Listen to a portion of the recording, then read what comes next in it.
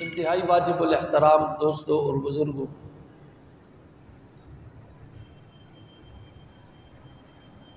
اللہ رب العالمین کی ذات بابرکات نے اپنا دین کامل مکمل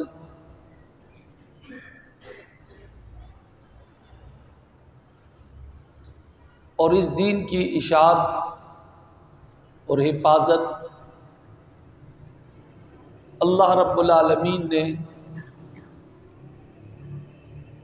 قیامت تک اپنے ذمے لی ہے۔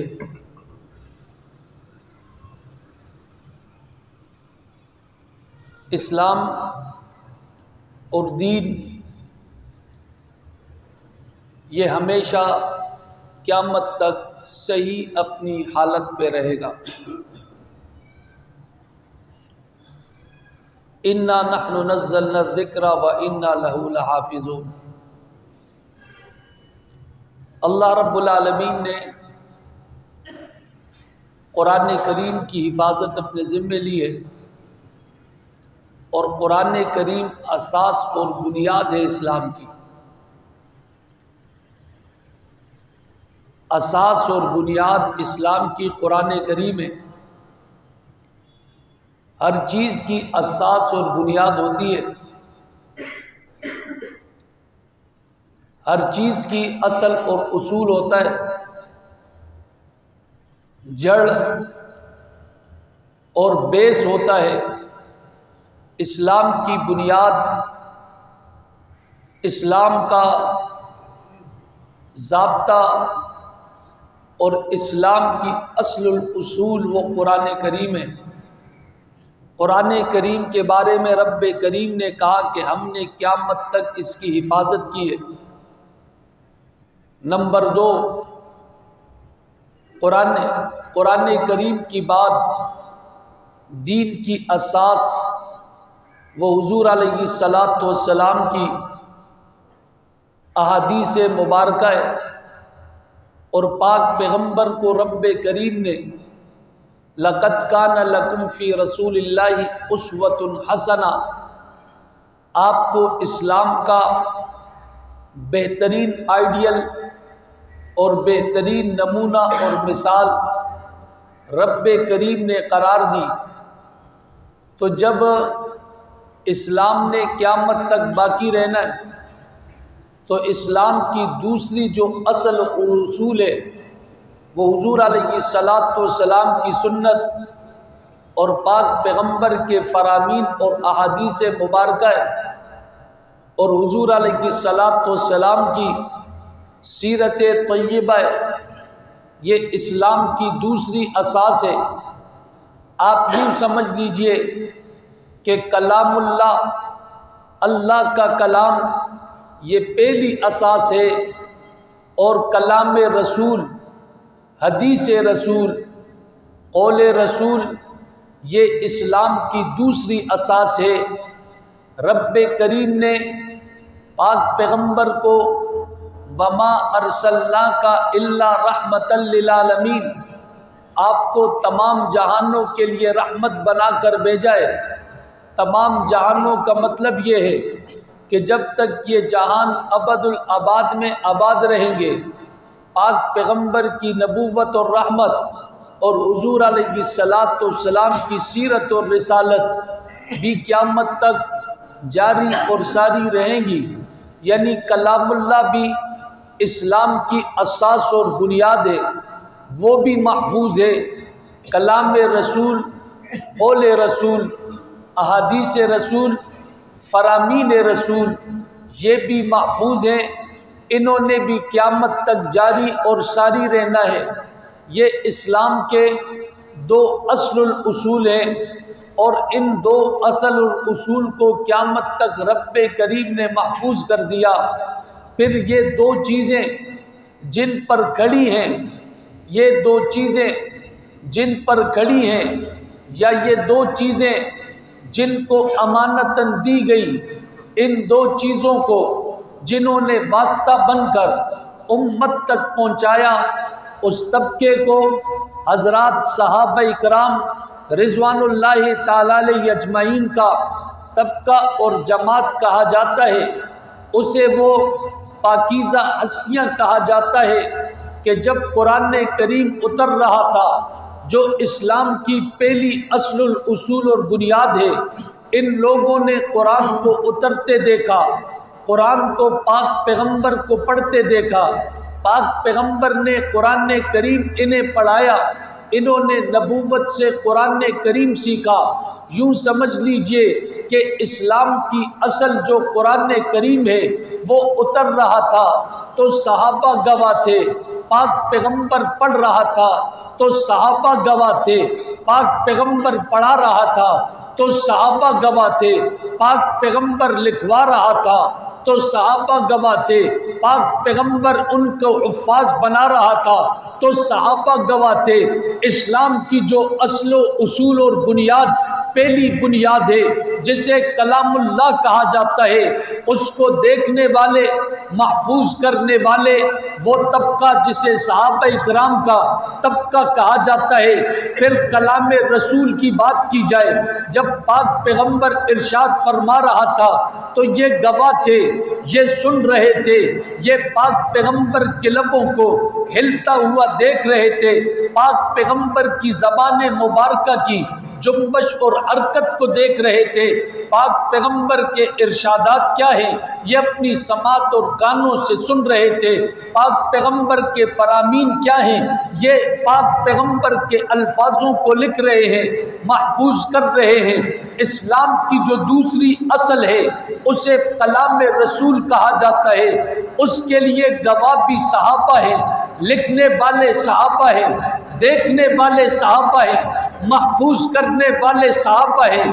تو اسلام کی جو اصل ہے قرآن کریم، وہ بھی جنہیں امانتاً دیا صحابہ ہے، کلام رسول ہے جنہیں امانتاً دیا وہ پاک پیغمبر کے صحابہ ہیں۔ اس لیے اسلام کی اصل اور اصول اللہ کی کتاب کلام اللہ ہے، اللہ کے رسول کی احادیث کلام رسول ہے، اور جو اس میں واسطہ بنے اور جو اس کے اندر سبب بنے اور جو اس کے اندر امت کے درمیان پل کا کردار جس جماعت نے ادا کیا ہے، اس جماعت کو اصحاب رسول کہا جاتا ہے۔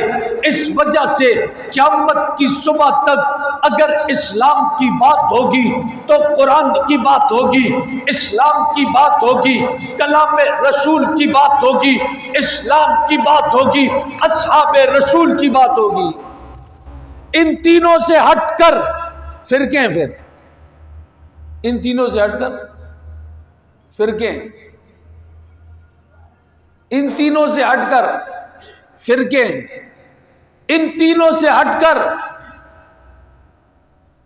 نفس پرستی ہے، ان تینوں سے ہٹ کر اسلام سے جدائی ہے، ان تینوں سے ہٹ کر اسلام کو چھوڑنا ہے، اسلام کو غلط کرنا ہے۔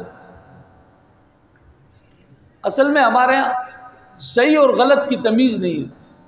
مثال کے طور پر ایک آدمی صحیح دودھ بیچ رہا ہے اور دوسرا ملاوٹ والا بیچ رہا ہے۔ ایک صحیح دودھ بیچ رہا ہے، دوسرا ملاوٹ والا بیچ رہا ہے، تو بھائی ان میں صحیح کون ہے؟ یار سبھی ایسے، سبھی ایسے۔ حالانکہ انصاف کا تقاضا یہ تھا جو بیچارہ صحیح بیچ رہا ہے، اصلی چیز جس کے پاس ہے اس کی تو تھوڑی سی تعریف کر دو، اسے داد تحسین دے دو، اسے آپ جناب اسے اچھے الفاظوں سے یاد کر دو، اس کی حوصلہ افزائی ہو جائے تاکہ وہ مزید اپنے اس دودھ کے سلسلے کو مزید اچھا کرے۔ مثال کے طور پر اصلی تو بیچ رہا ہے، کم سے کم وہ اس کی صفائی کرے اور اچھا کرے۔ اصلی تو بیچ رہا ہے، وہ اپنے برتنوں کو صاف رکھے۔ جب آپ کہتے ہو کہ نا جناب یار سبھی ایسے، وہ کہتے چلو اصلی بیچنا گندے برتنوں میں ان کو دو، دودھ اصلی ہے گندے برتنوں میں دے رہا ہے، دوسرا تو پانی والے بیچ رہا ہے، لیکن اس کی بھی حوصلہ افزائی نہیں ہو رہی تو پھر یہ گندے برتن میں ہاتھ صاف کیے بغیر یہ سلسلہ پھر یوں چل جاتا ہے۔ تو گرامی قدر حاضرین اور سامعین، ہمارے ہاں اصل اسلام اور فرقوں کا پتہ ہی نہیں ہے، سب کو ایک ہی لاٹھی سے ہانکنے کی کوشش کی جاتی ہے کہ اصل اسلام کیا ہے، اصل دین کیا ہے، اصل ملت کیا ہے، اصل مذہب کیا ہے، فرقہ کب بنتا ہے، فرقے کب بنے ہیں، فرقے کی تعریف کیا ہے۔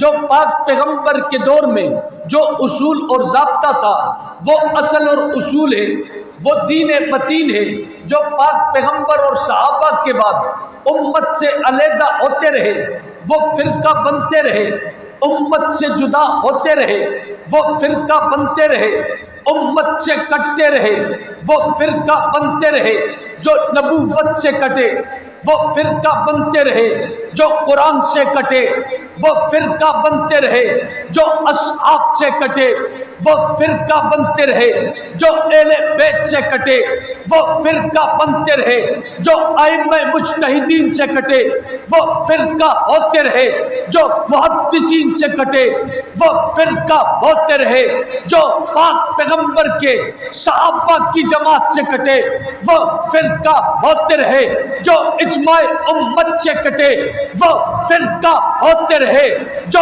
پاک پیغمبر کے دور کے پاکیزہ مسائل سے کٹے وہ فرقہ ہوتے رہے، جن کا تعلق 1400 سال سے نبوت کے دور کے ساتھ ہے، اصحاب کے دور کے ساتھ ہے، محدثین کے دور کے ساتھ ہے، فقہاء کے دور کے ساتھ ہے، اصحاب کے دور کے ساتھ ہے، اہل بیت کے دور کے ساتھ ہے۔ یہ اصل اسلام ہے، ان کا فرقے سے تعلق کوئی نہیں، فرقہ واریت سے تعلق کوئی نہیں۔ اتنی سی بات ہے، جو اصل سے کٹ جاتا ہے وہ فرقہ بنتا ہے۔ اس کی ایک اور مثال، ہمارا ملک وطن عزیز پاکستان اپنے دو حصوں پر مشتمل، مغربی پاکستان اور مشرقی پاکستان، مشرقی پاکستان اور مغربی پاکستان، ان دو بنیادوں پر مشتمل ہمارا ملک وطن عزیز۔ میں اس کی بات نہیں کر رہا کہ کن کی غفلت سے یہ سانحہ پیش آیا، میں اس پر بھی بات نہیں کرتا کہ اس کے اسباب اور سبب کیا تھے، میں صرف آپ کو فرقے کی تعریف اس مثال سے اور اس تاریخ سے دینا چاہتا ہوں۔ مشرقی پاکستان اور مغربی پاکستان، اس پر ہمارا ملک مشتمل، ہمارے ملک کا مرکز مغربی پاکستان میں، ملک کا مرکز مغربی پاکستان، یہ جو موجودہ پاکستان ہے، مرکز یہاں پر، دارالخلافہ یہاں پر، اور ہماری فوج، پاک فوج کا مرکز بھی یہاں پر، اور ہماری ڈیموکریسی، سیاست، اسٹیبلشمنٹ کے مراکز بھی یہاں پر تھے۔ یہ تمام چیزیں یہاں پر تھی۔ یہ جو پاکستان ہے یہ مرکز تھا۔ میں اس کی بات نہیں کر رہا کہ کیا ہوا، البتہ سانحہ ہوا، وہ پاکستان سے کٹ گیا۔ آپ مجھے بتاؤ، اب تم بنگال کو پاکستان کہتے ہو؟ بنگال کو پاکستان کہتے ہو؟ بنگلہ دیش کو پاکستان کہتے ہو؟ نہیں کہتے۔ کیوں نہیں کہتے؟ لاکھ خامیاں تھی، لاکھ قسم کے مسائل تھے، لیکن ان لوگوں کو اپنے مرکز سے کٹنا نہیں تھا، اپنی بنیاد سے کٹنا نہیں تھا، اپنے اصول سے کٹنا نہیں تھا، اپنے وطن سے کٹنا نہیں تھا۔ جب وہ اس وطن سے کٹ گئے، اصلی پاکستان یہ بنا، فرقہ وہ بنا۔ جو اصل سے کٹ جاتا ہے فرقہ وہ ہوتا ہے، جو اصل سے کٹ جاتا ہے خراب وہ ہوتا ہے، جو اصل سے کٹ جاتا ہے۔ مسائل وہاں ہوتے ہیں جو اصل سے کٹ جاتا ہے۔ ایک شخص نے مجھے کہا کہ مولانا صاحب اصل سے کٹ کر وہ تو بڑی ترقی کر رہے ہیں، وہ تو بڑی ترقی کر رہے ہیں۔ میں نے کہا کس پر ترقی کر رہے ہیں؟ پہلے یہ اصول دیکھو، پاکستان دنیا کی ترقی کے لیے بنایا گیا تھا، مشرقی پاکستان اور مغربی، یا اسلام کے نام پر بنایا گیا؟ انہوں نے کہا اسلام کے نام پر۔ اور میں نے کہا ترقی کرنی تھی تو پھر انڈیا سے الگ کیوں ہوتے؟ جب مسئلہ دنیا کی تجارت کا تھا تو پھر تو الگ متحدہ جو ہندوستان ہے، بر صغیر ہے، اس میں تو پھر یہ پارٹیشن جدائی نہ ہو۔ اگر بات کارخانے، فیکٹری اور دنیا کی ہے پھر تو تقسیم میں کوئی مسئلہ نہیں، پھر تو تقسیم آپ کر رہے ہو کہ دنیاوی بنیاد پر، پھر تقسیم میں تو کوئی مسئلہ نہیں۔ کیوں تقسیم کر رہے ہو؟ متحدہ رہ کر فیکٹریاں بناؤ، تجارت کرو اور اسی طرح معیشت مستحکم کرو۔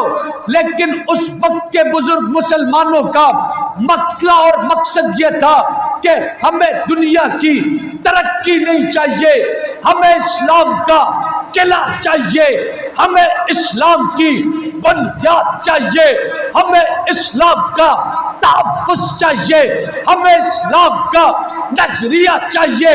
اس بنیاد پر متحدہ ہندوستان سے، بر صغیر سے ہم نے پاکستان کو اسلام کا قلعہ علیحدہ کر دیا، اسلام کے نظریات پر علیحدہ کر دیا، اسلام کے اصولوں پر علیحدہ کر دیا، اسلام کی بنیادوں پر علیحدہ کر دیا۔ جب اسلام کی بنیادوں پر وطن علیحدہ ہوا، آج اگر بنگلہ دیش دین اسلام میں، علمی مراکز میں ہم سے آگے ہوتا تو آپ پھر کہتے کہ مرکز سے کٹنے کا فائدہ ہے۔ آج تقریباً وہاں پر تقریباً حکومت ایسے لوگوں کی ہے کہ جنہیں آپ کی اصطلاح میں آپ اسے دین بیزار کہیں، کمیونسٹ کہیں، اور کیا نام ہے جدت پسند کہیں، اور بہت سارے نام ہیں۔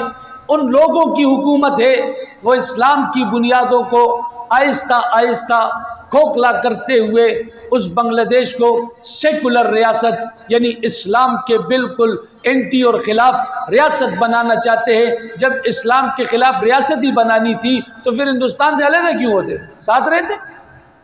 سیکولر ہی بنانا تھا، ہندوستان بھی سیکولر ہے، جمہوری ہے، تو علیحدہ ہونے کا مقصد کیا تھا؟ لوگوں کو مروانے کا مقصد کیا تھا؟ لوگوں کی ہجرت کا مقصد کیا تھا؟ جب سیکولر ہی رہنا تھا، اسلام کا تعلق ہی نہیں تھا۔ تو گرامی قدر حاضرین اور سامعین، عرض یہ کر رہا تھا کہ وہ جو بنگلہ دیش ہے ہم سے جدا ہوا، اب اسلام کا جو مرکز پاکستان تھا، پاکستان کا مرکز پاکستان تھا، سیاسی مرکز پاکستان تھا، اور اسی طرح ہماری عسکری مرکز وہ آپ کا یہ مغربی پاکستان تھا۔ اس سانحے کے اندر مرکز سے جو کٹا وہ پاکستان نہیں کہلاتا۔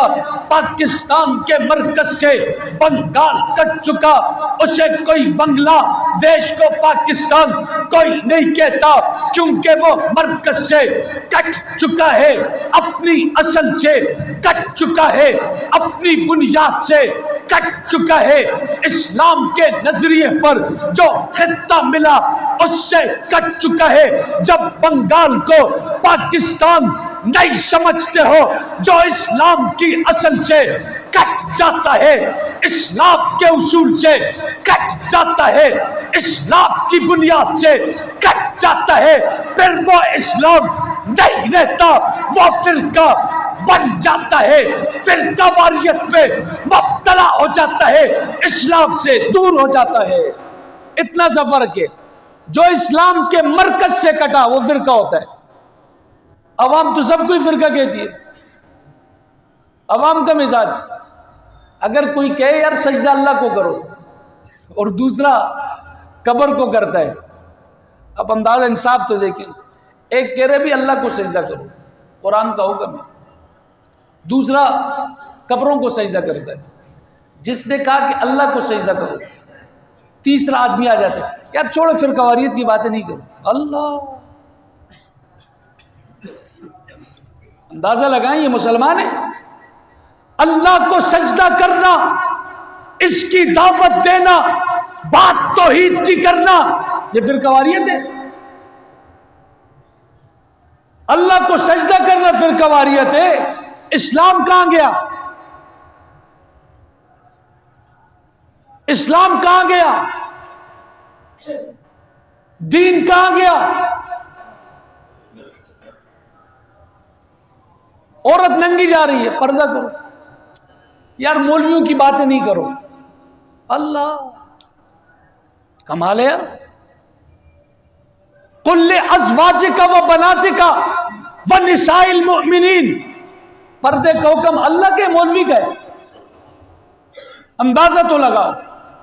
آپ کو گمراہ کرنے کے لیے لفظوں کا استعمال یوں کیا جاتا ہے، آپ دل ہی دل میں خوش ہو رہے ہوتے ہو، شاید میں نے عالم کو نشانہ بنا دیا، شاید مفتی کو نشانہ بنا دیا، آپ نے اللہ کے حکم کو نشانہ بنایا۔ یہ مولوی نے کہا کہ پردہ کرو۔ عالم ترجمان ہوتا ہے، واعظ ہوتا ہے، پیغام بتانے والا ہوتا ہے، بنانے والا نہیں۔ حکم رب نے بنایا ہے، عالم نے صرف پہنچایا ہے۔ یہ فرقہ واریت، ہر چیز فرقہ واریت، ہر چیز فرقہ واریت۔ اسلام پھر کہاں ہے؟ میں تو یہ پریشان ہوں، اسلام کہاں چلا گیا؟ دین کہاں چلا گیا؟ ملت کہاں چلی گئی؟ ہر چیز فرقہ واریت، جو غلط کرے وہ بھی فرقہ واریت، جو صحیح بتائے وہ بھی فرقہ واریت۔ کمال ہے جی کمال۔ جو شراب سے منع کرے وہ بھی فرقہ واریت، جو شراب پیے وہ بھی فرقہ واریت، جو سود کرے وہ بھی فرقہ واریت، جو بیچارہ منع کرے سود حرام ہے وہ بھی فرقہ واریت۔ آپ کے ذہنوں پر اس قسم کے اندھیرے، ظلمات، پریشانیوں کے جالے ڈالے ہوئے، جالے، آپ کو پتہ ہی نہیں کہ یہ کیا ہو رہا ہے۔ میں نے کہا کہ اسلام اصل الاصول ہے، اسلام کا اصل بنیاد کلام اللہ ہے، اللہ کی کتاب ہے۔ جو اللہ کی کتاب کے مقابلے میں آئے گا وہ فرقہ ہوگا، اس کا اسلام سے کوئی تعلق نہیں۔ اللہ کی کتاب کے مقابلے میں جو آئے گا وہ فرقہ ہوگا، اس کے اسلام سے کوئی تعلق نہیں، چاہے کوئی جتنا بھی پروپیگنڈا کر دے۔ کلام رسول کے مقابلے میں جو بھی آئے گا وہ فرقہ ہوگا، کلام رسول کے مقابلے میں جو بھی آئے گا وہ فرقہ ہوگا۔ جماعت رسول کے مقابلے کے اندر جو بھی آئے گا وہ فرقہ ہوگا۔ آسان تعریف، اس سے آسان تعریف میں آپ کو اور کیا آپ کے ذہنوں میں بٹھاؤں، میں آپ کے ذہنوں میں اور کیا بٹھاؤں۔ جو قرآن کا حکم بیان کرے وہ بھی فرقہ ہے. میں نے آپ کو کہا نا، ایک بندہ قبر کو سجدہ کرتا ہے، دوسرا کہتے ہیں یہ حرام ہے اللہ کو کرو، تیسرا آیا پڑھا لکھا جاہل. یار فرقہ واریت کی باتیں نہیں کرو. اللہ اکبر یار، یہ تو اللہ نے حکم دیا ہے. کیا اللہ نے فرقہ واریت کا حکم دیا ہے؟ پیغمبر نے کہا لا الہ الا اللہ تفلحو، بتوں کو چھوڑ کر ایک اللہ کو مانو. یہ فرقہ واریت تھی، یہ فرقہ واریت تھی. عرض یہ کر رہا تھا فرقے کو سمجھو، جو اسلام سے علیحدہ وہ فرقہ ہوتا ہے، جو اسلام میں رہ کر بات کرے وہ فرقہ نہیں ہوتا، جو قرآن میں رہ کر بات کرے وہ فرقہ نہیں، جو حدیث میں رہ کر بات کرے وہ فرقہ نہیں، جو اصحاب رسول کے اجماع میں رہ کر بات کرے وہ فرقہ نہیں، جو محدثین کی بات کرے فرقہ نہیں، ائمہ مجتہدین کی بات کرے وہ فرقہ نہیں ہوتا. فرقہ وہ ہوتا ہے جو ان سے کٹ جاتا ہے. ان سے جو بھی کٹے سمجھ جاؤ فرقہ ہے، ان سے جو بھی دور ہو جائے سمجھ جاؤ فرقہ ہے. اسلام نے قیامت تک باقی اور ابد الاباد تک رہنا ہے. اس لیے آپ حضرات سے ہماری گزارش رہے گی کہ اصل اور نقل کو پہچانو، اصل اور نقل کو آپ پہچانو. ایسے نہیں ہے کہ جو بیچارہ صحیح کام کر رہے وہ بھی فرقہ میں آ گیا ہو، جو غلط کر رہے وہ بھی فرقہ. مزے ہو گئے بھائی، مزے ہو گئے. اور یہ تعریف ہمارے انتظامیہ میں جاتے ہیں نا، کبھی وہ سیکٹر کمانڈر تھا، اس کی نشست تھی، اس میں ہم سارے بلائے ہوئے تھے، تو ایک دیکھا فرقہ فرقہ فرقہ، دو باتوں کے بعد فرقہ. میں نے کہا یہ جو فرقہ فرقہ کر رہی ہے خود فرقہ ہے. اس سے پوچھو اس کی بنیاد کب ہے؟ ہر 2 منٹ کے بعد فرقہ، یہ تو خود فرقہ ہے. اس کا 1400 سالوں اسلام سے کوئی تعلق نہیں. یہ تو بر صغیر میں بنے، ان کے فرقے کا اسلام سے کوئی تعلق نہیں، اور اٹھ کر کہہ رہے فرقہ فرقہ فرقہ. تو بہرحال ہمارے ایک دوست نے کہا مولانا صاحب آپ نے تھوڑا سا زیادہ کر دیا. تو ہم نے کہا زیادہ کرو پھر مسئلہ ہے، نہ کرو پھر مسئلہ ہے. تو بہرحال عرض یہ کر رہا تھا اسلام قیامت تک رہے گا، ملت اسلام قیامت تک رہے گی. اسلام کے 3 اصول ذہن میں رکھیں. پہلا اصل اصول اللہ کی کتاب کلام اللہ ہے، دوسرا اصل کلام رسول ہے، تیسری بنیاد جنہوں نے یہ 2 کام دیکھے ہیں، پہنچائے ہیں، یاد کیے ہیں، جنہیں امانتاً ملا ہے وہ اصحاب رسول ہیں. جو ان سے کٹ جاتا ہے وہ فرقہ ہو جاتا ہے، اس کا دین سے کوئی تعلق نہیں ہوتا. اور آخر میں انشاءاللہ 16